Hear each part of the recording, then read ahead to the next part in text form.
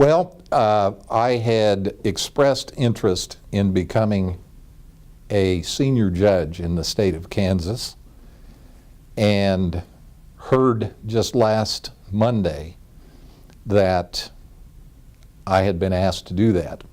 And because the senior judge contracts run from June 4th, I had to resign the day before that to take that contract. It will be very, very similar to what I do now, just more spread out and more travel involved. Senior judges do a couple of things. First of all, senior judges work 40% of the time of a regular judgeship.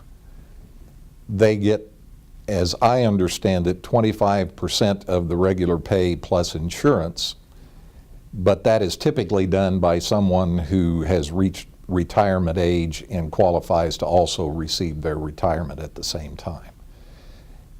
There are some senior judges, as I understand it, who are assigned to help the appellate courts.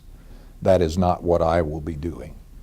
Others are assigned to take cases throughout the state where local judges, for one reason or the other, usually a conflict of interest, simply can't handle the case, and a senior judge would come in and preside over that case. A good example is Judge Lyle from Hutchinson, who recently came to Ellis County and handled the trial of involving the Earl Field estate. I think it will be an extremely broad type of case load, as it is with a district judge. You handle virtually everything from traffic matters up through murder. So potentially that could continue to happen. And I think that I would be likely to be assigned almost anywhere in the state where I was needed, so I expect to travel quite a bit. Well, I think there have been some times when, because of the caseload and the number of judges that are just as a matter of course assigned to be in a particular judicial district, that they have difficulty in handling all of the cases. And so I think that's a possibility if they had an extraordinarily high caseload and their existing judges couldn't handle it, that is a possibility. Ordinarily, if a judge is needed, a request has to be forwarded to the Supreme Court, who will appoint a judge to come cover. Because of the rural nature of our area out here, for years and years the Supreme Court has put into effect what's called a standing cross assignment, meaning that if Judge Schiffner in Colby needs help, we could go help him. If we need his help, he could come here. The same with Judge Pratt in Norton and Judge Gatterman in Larned. It often happens, and you know, those judges have been very helpful to us and have handled a great many cases, and we've had the opportunity to return the favor or return the work and get to those places from time to time.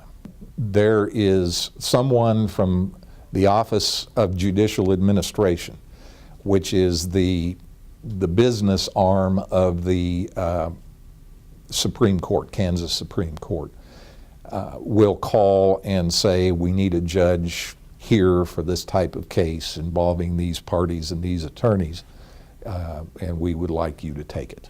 And so somebody from what we call OJA, Office of Judicial Administration, will be the one who assigns a senior judge to a particular case.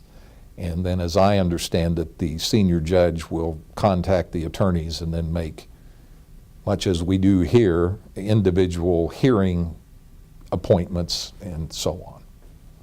Someone will be elected this fall, but I believe that the statute would require the governor before this fall to appoint someone, but that process takes probably more like 2 to 3 months at a minimum, and so there will be some need here. Judge Brown will be taking on 50% more, if you want to look at it that way, or 100% more, depending on how you look at it.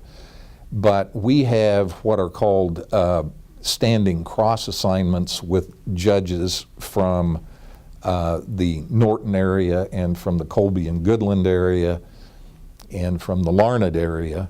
But of course they've got their caseloads, but they may try to come in and help Judge Brown somewhat.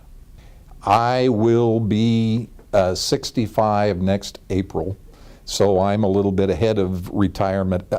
Actually, I can take judicial retirement. As you may or may not know, I had already said I would not run for office this year.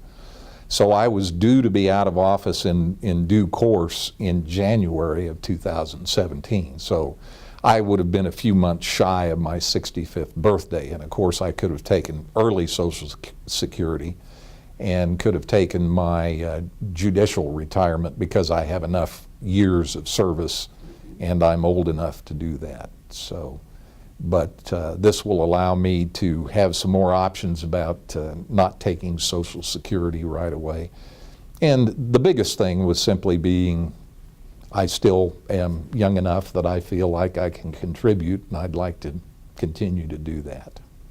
You know, I think a lot of people say my wife was probably happier to hear that I wasn't going to be at home all the time. But I think that I would like some more time to do what I would like to do. I have 2 granddaughters. I'd like to spend time with them. I'd like to travel to see my children who are spread out across the United States about as far as they can be. One is in Washington, D.C., one is in Seattle, Washington, and one is in Chicago. So I need time to travel to see them. And I have some home projects and some hobbies that I would like to spend time with. But I don't want to be totally disconnected from everything. So I have been very, very proud and happy to be a district judge in this area. I've enjoyed it very much, and it's been very much of an honor. I feel like I work with some very amazing people who have done an outstanding job in the face of some pretty difficult challenges. And as I say, I don't have a better word for them than remarkable, and I'll miss being with them every day, but it's time to see what else is out there, I guess.